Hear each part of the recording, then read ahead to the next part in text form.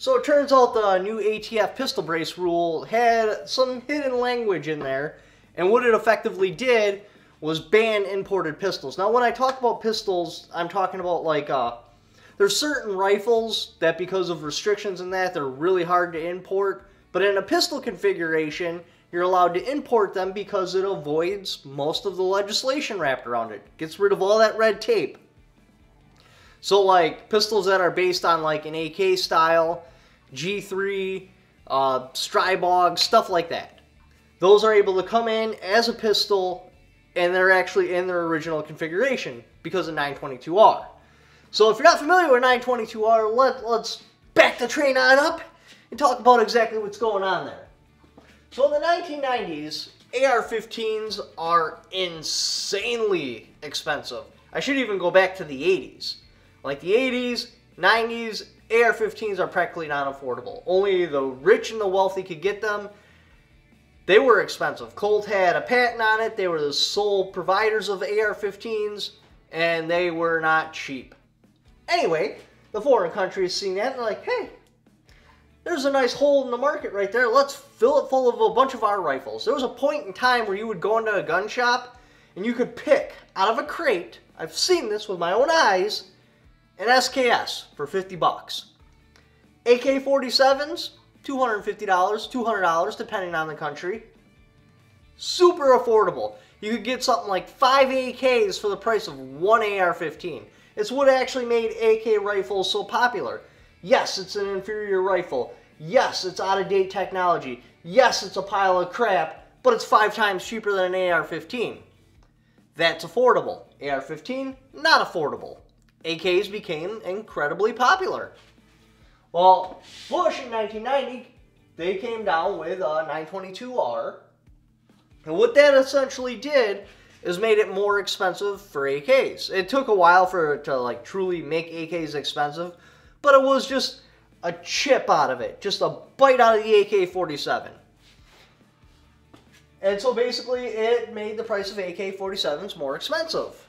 Essentially what 922R is you have a list of parts and you can only have so many of them.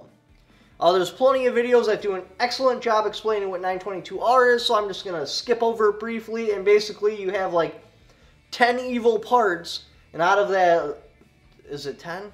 Yeah, I think 10 evil parts, and out of that I think you can pick 4 that your rifle's allowed to have. Everything else must be American made.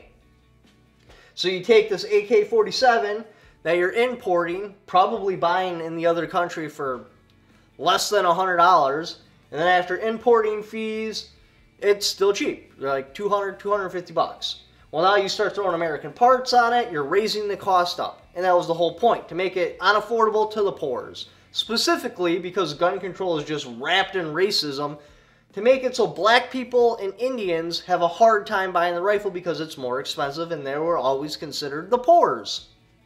If that makes any sense. Well, anyway, as AR-15s got cheaper, 922R essentially became irrelevant. No one really cared about it anymore because it doesn't affect anything. If you wanted one of those rifles to keep it in its purest form, what you would do is you would order it in a pistol, and you would either just keep it in a pistol without a stock, or you'd put like a pistol brace stabilizer on it so you could actually aim the damn thing, or after the ATF said it was legal, so you could shoulder it. Remember, the ATF said that was okay. So then you actually have a Draco or something like that. Because with 922R, you don't have the original rifle anymore. You've exchanged out parts. Some people don't want that. They want the original, the configuration it was manufactured in. That's what they're looking for. The only thing it really affected, like on a wide scale, obviously was the Benelli M4. It really gets dicey with the Benelli M4 if you have a telescoping stock, plus you have a full tube capacity. It is possible to make that 922R compliant if you got the cheddar, but now you're looking at like a $3,500 shotgun, a $4,000 shotgun, just to put it back close to its original configuration, and they're not even Benelli made parts anymore.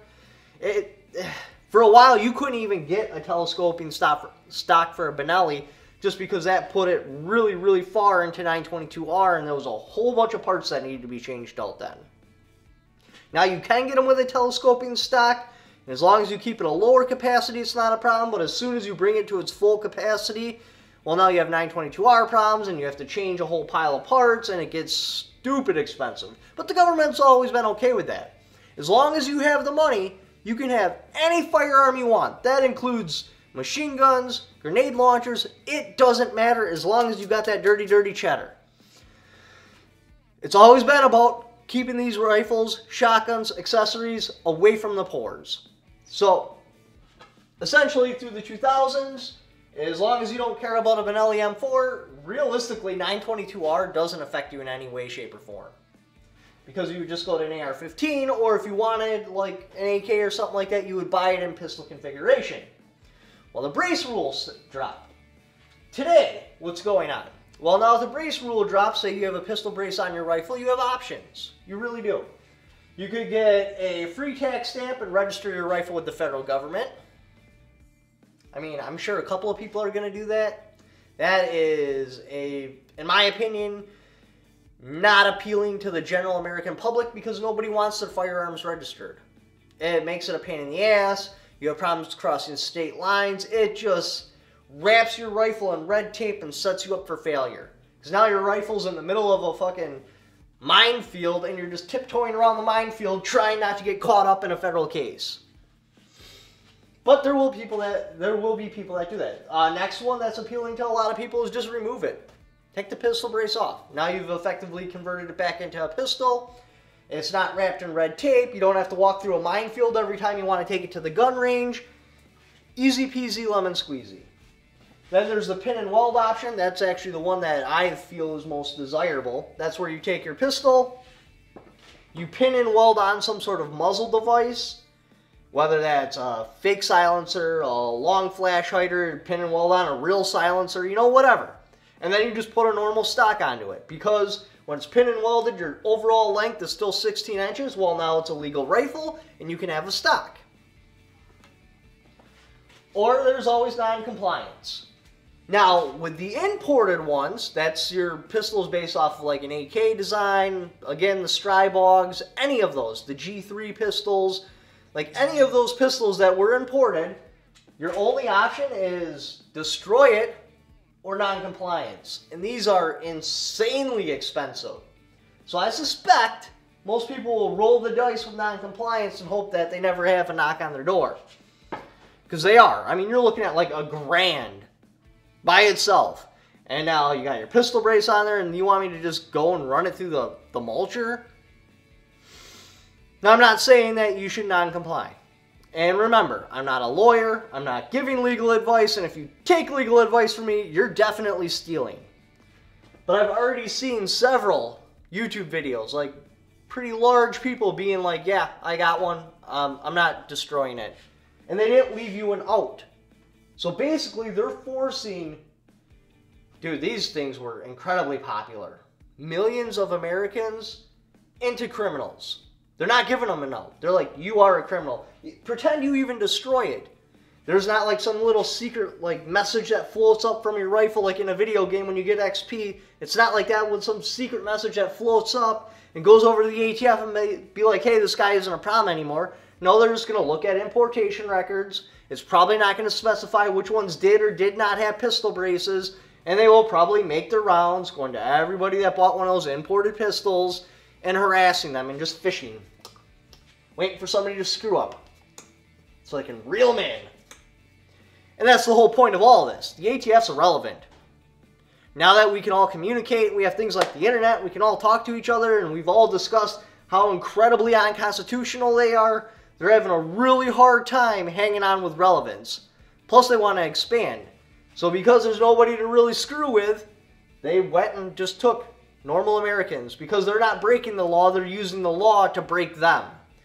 They're trying to get them to force them into a position where they can be vulnerable to their jaws and just trap them. Like I said, they're just fishing.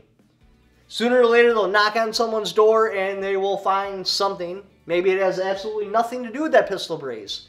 Maybe they'll knock on the door and they'll be like, oh, hey, you know, in this state, do you realize that because you have a baby, you're supposed to have these outlet covers legally on your plugins and you don't have them, and boom, there's a fine. Or some other stupid thing. Again, it's just to put their foot in the door, take a peek around your house, you know, just look around your property a little bit, go through your criminal record, see if there's any sort of warrants out for you. It's just a giant fishing trip. And I think this would probably be one of the biggest reasons this pistol brace rule gets shut down, because they didn't leave it out for these people. They have no choice but to non-comply. Whether or not they want to, that's their only choice. Even if they destroy it, it doesn't prevent the ATF from showing up. Yeah, no matter what, you're screwed. So anybody that bought one, yeah, you're basically forced into non-compliance. And I still believe that the pistol brace thing is the ATF just realizing, like, hey, you know, our days are numbered. We're not going to be around much longer. Because remember, all these gun laws, gun control, everything we know and love has been happening in one lifetime.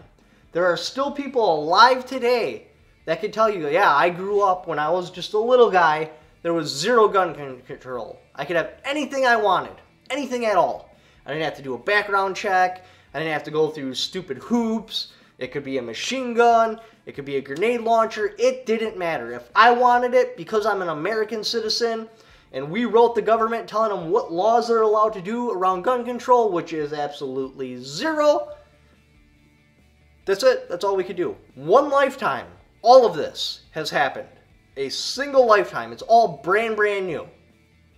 And I believe we're going to correct the errors of our ways. They realize this, and this is their one last time to stick it to the American people before they go out the door. But that's my opinion.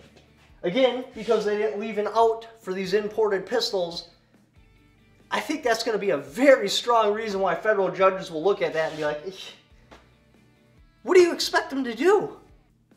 You left zero options for them. The only choice they have is non-compliance. We can't let this stand and then flush it down the toilet.